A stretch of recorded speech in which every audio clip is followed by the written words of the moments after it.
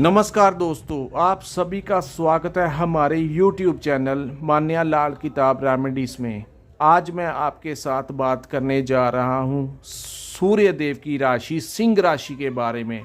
और आज का मुख्य टॉपिक होगा सूर्य और शनि की युति का क्या प्रभाव आपकी सिंह राशि के जातकों के ऊपर रहने वाला है, किस तरीके से सूर्य और शनि की युति आपकी ज़िंदगी को प्रभावित करेगी। दोस्तों, ये जो युति है ये 13 फरवरी 2024 से लेकर 13 मार्च 2024 तक आपकी कुंडली के 7th हाउस में बनी है। और ये जो सामने मैंने चार्ट दिखा रहा हूँ ये चंद्र राशि के ऊपर आधारित है। यहाँ पर 5 नंबर लिखा है, ये आपकी सिंह राशि बनती है। सो सिंह राशि का 7th हाउस दोस्तों 1 2 3 4 5 6 7 7th हाउस का जो होता है ये रिप्रेजेंट करता है हमारे व्यापार को, ये रिप्रेजेंट करता है हमारी पार्टनरशिप को, हमारी भागीदारी को। वो भागीदारी वो पार्टनरशिप किसी भी चीज़ में हो सकती है, ज़रूरी नहीं कि पार्टनरशिप बिजनेस पार्टनरशिप ही होती है। पार्टनरशिप में लाइफ पार्टनर का भी उतना ही रोल होता है। सो आपको ये बता देना चाहता हूँ कि शनि और सूर्य जब भी किसी कुंडली में मिलते हैं तो यहाँ पर हर सिक्के के दो पहलू देखने को मिलते हैं। कुछ चीज़ें वो आपको नेगेटिव रिजल्ट देते हैं और कुछ चीज़ों में वो आपको बहुत अच्छा रिजल्ट देते हैं। जैसा एक इंसान किसी दूसरे के लिए अच्छा होता है तो वहीं कोई अन्य शख्स उसको गाली देता है कि ये ऐसा नहीं है वैसा, और वो चीज़ वो किसी दूसरे के लिए भला कर देती है।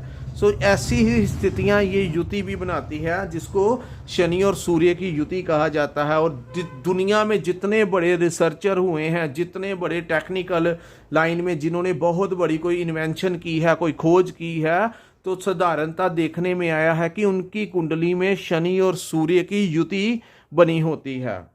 लेकिन वो आपको सिंह राशि के जातकों के ऊपर क्या प्रभाव डालने वाली है, आज हम इसके ऊपर चर्चा करेंगे। सो दोस्तों, 7th हाउस जो है वो रिप्रेजेंट करता है हमारी पार्टनरशिप को। तो बिजनेस में थोड़ा सा सतर्क रहें, क्योंकि 7th हाउस में देखने को मिला है कि शुक्र बैठे होने चाहिए, क्योंकि ये शुक्र देव का घर है।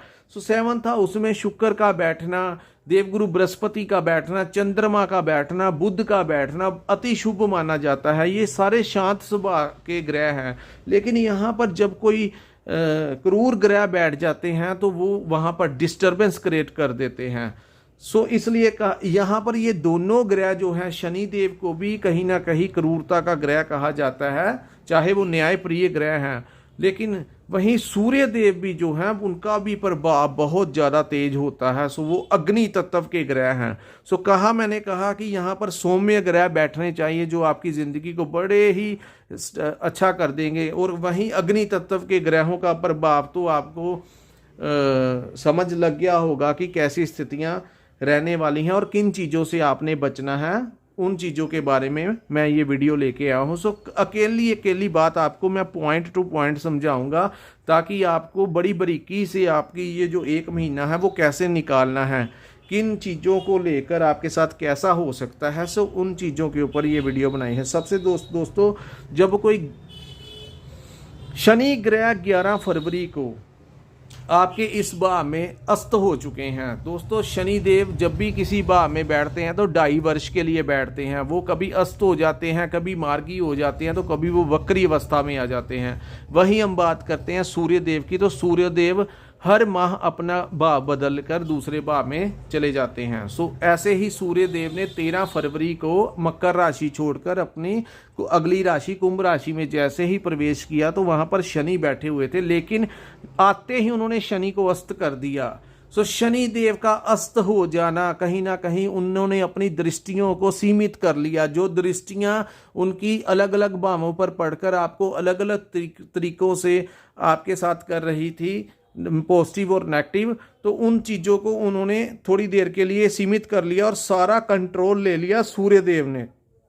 सो दोस्तों, सूर्य देव जैसे ही वहां पर आ गए और अपना बल पकड़ लिया, शनि देव को निर्बल कर दिया, तो सूर्य देव क्या करेंगे यहाँ पर आपके साथ कि सूर्य देव आपका जो पार्टनर होगा वो कहीं ना कहीं, अगर आप व्यापार करते हैं तो आंखें बंद कर कर उस पर विश्वास मत कर लेना। कोई बहुत बड़ा इन्वेस्टमेंट कोई करने को कहेगा, लालच देने को कहेगा कि मेरे साथ पार्टनरशिप कर लो, बहुत ज़्यादा फायदा होगा, तो ये महीना सतर्क रहना है, ठीक है, ताकि आप पार्टनरशिप में करेंगे तो कहीं वो प्रॉब्लम्स क्रिएट ना हो जाए, आपका पैसा डूब ना जाए। दूसरी बात मैरिज लाइफ की करते हैं। जिन लोगों की शादी हो चुकी है, घर में चिड़चिड़ापन जो है वो आपके पार्टनर के स्वभाव में देखने को मिलेगा। आप नोट कर लेना ये चीज़ें जो मैं आपको बोलने वाला हूँ, क्योंकि ये चीज़ें आपको देखने को मिलेगी कि छोटी छोटी बातों पर वो इरिटेशन जो है, जो पहले नहीं थी वो अब आ गई।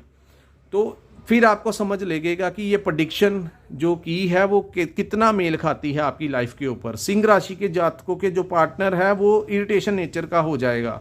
दूसरी बात, जो लोग लव लाइफ में इन्वॉल्व हैं, जिन लोगों की इंगेजमेंट हो गई है, खास करके दोस्तों जो लोग फ़ोन पे बात करते हैं या डेट्स एक दूसरे को करते हैं, जिनकी शादी नहीं हुई लेकिन वो प्यार के बंधन में बंधे हुए हैं और वो शादी करवाना चाहते हैं, तो यहाँ पर जो माहौल है, छोटी छोटी बातों को लेके इरिटेशन होने के आसार दिख रहे हैं। वो वहाँ पर आपको कोई छोटी सी बात राई का पहाड़ बन जाए और आपका बना बनाया रिश्ता टूट जाए, ऐसे आसार जो हैं वो इस समय देखने को मिल रहे हैं। तो आपने छोटी छोटी बातों में अपने आप को इरिटेट नहीं होने देना। अगर आपका पार्टनर स्वाभाविक है कि उसने उनके साथ ऐसा करना ही है, तो अगर वो ऐसे होते भी हैं, आप अपने साथ कंट्रोल रखना, क्योंकि सिंह राशि के लोग वैसे ही डोमिनेटिंग नेचर के होते हैं, किसी की बात बर्दाश्त नहीं करते। सो इस समय खास करके आपको थोड़ा सा बर्दाश्त करना पड़ेगा, क्योंकि ये आपकी राशि भी अग्नि तत्व की राशि है, तो किसी भी गलत बात को वो बर्दाश्त नहीं करते और उसी समय ही अपनी प्रक्रिया दे देते हैं, चाहे अगले सामने वाला बुरा मान जाए, कुछ भी हो जाए। सो उस चीज़ को आपने, वो नेचुरली है, लेकिन हमारी वीडियो सुनने के बाद आप ये चीज़ नोटिस कर लेना कि ये जो समय है इसमें हमने अपनी उस नेचर को थोड़ा सा कंट्रोल करना है, अन्यथा परिस्थितियाँ आपके प्रतिकूल हो जाएंगी। तो दोस्तों अब हम बात करते हैं ये चीज़ें जो जब भी सूर्य शनि होते हैं तो पिता की सेहत को लेकर ध्यान रखें। किसी भी तरीके से पिता के साथ डिस्प्यूट में मत आएं। कहीं उन्होंने कुछ कह भी दिया तो वो बड़े हैं, तो उन्होंने कह भी दिया तो इग्नोर कर देना। वहीं मैं पिता को भी समझाता हूं कि अपने बच्चों के साथ अगर कोई आपकी अनबन होती है तो वो विकराल रूप धारण कर सकती है। सो ये जो समय है इसको अवॉइड करके निकला दीजिए, क्योंकि राहु भी आपके अष्टम भाव में बैठे हैं, तो तनाव की स्थितियों से ऑलरेडी आप गुजर रहे हैं, तो वहाँ पर ये ज़्यादा स्ट्रेस देने की कोशिश करेंगे। आपने ये महीना जैसे भी करके निकालने की कोशिश करनी है। यहीं पे वो मंगल को ख़राब कर देते हैं। जब भी ये युति बनती है तो मंगल ख़राब हो जाते हैं। तो भाई के साथ अपना संबंध ठीक रखना, उनको कोई चोट लगने के आसार दिख रहे हैं।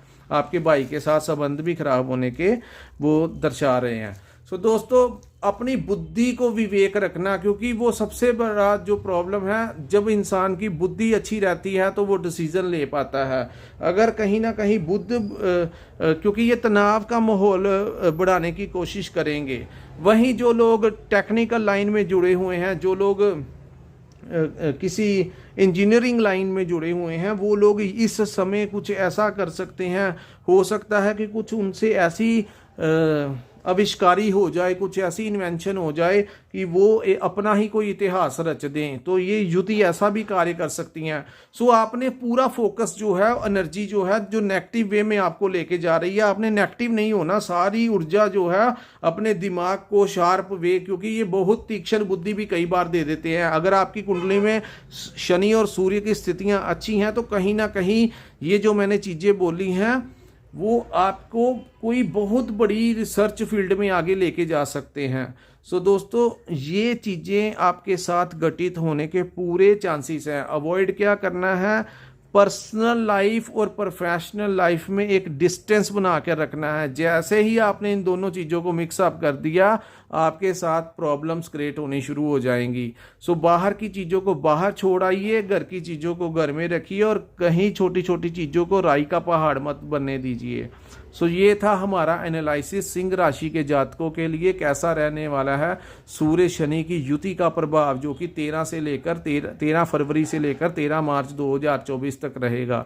सो दोस्तों, अगर आपको हमारा ये विश्लेषण एनालिसिस अच्छा लगा हो तो हमारे चैनल को लाइक और सब्सक्राइब करना मत भूलना। अगर आपने अपनी कुंडली का विश्लेषण करवाना होगा तो स्क्रीन के ऊपर हम अपना नंबर देंगे, आप हमारे साथ कॉन्टैक्ट करके अपनी कुंडली का प्रॉपर विश्लेषण करवा सकते हैं। वहाँ पर हम देख सकते हैं कि आपका चंद्रमा भी कितना बली है, क्योंकि चंद्रमा का बहुत बड़ा रोल होता है ज़िंदगी में।